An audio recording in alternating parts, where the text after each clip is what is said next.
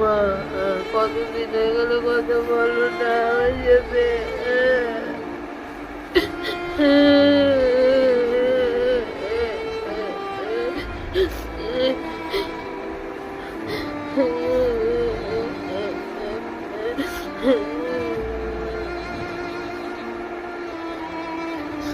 Photo থেকে বেরিয়ে আসো না একটু, আর বেরোবে এক না। সেকেন্ডের জন্য একটু আসো না।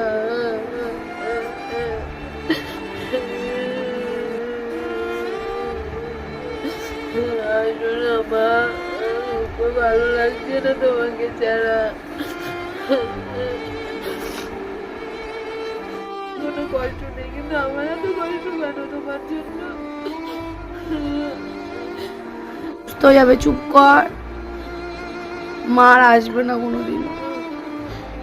আমরা ওরম না, মাকে ভুলে থাকতে পারি না যতই কিছু। কিছু ভালোবাসে না, জবের থেকে মরে গেছো, এক বিন্দু কেউ ভালোবাসে না। সারাদিন তোমার বড় আমার সাথে কি ঝগড়া করে মা, জানো না? খুব ঝগড়া করে আমার সাথে, খুব খারাপ। দেখো আমি কি অসুস্থ হয়ে গেছি।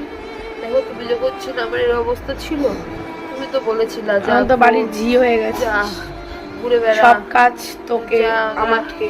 তো কি করে মরে গেল? আবার তুমি একটু আসো না বাইরে থেকে, আমার তোমাকে দরকার।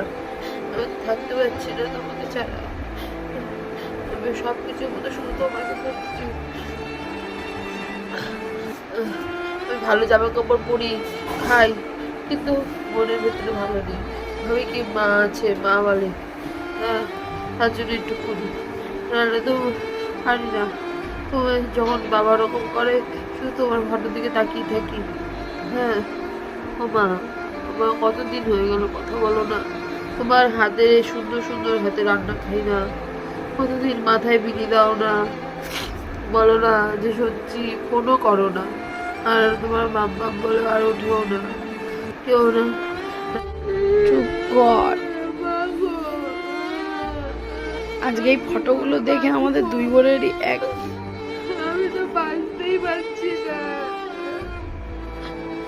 চুপ কর সঞ্চিতা।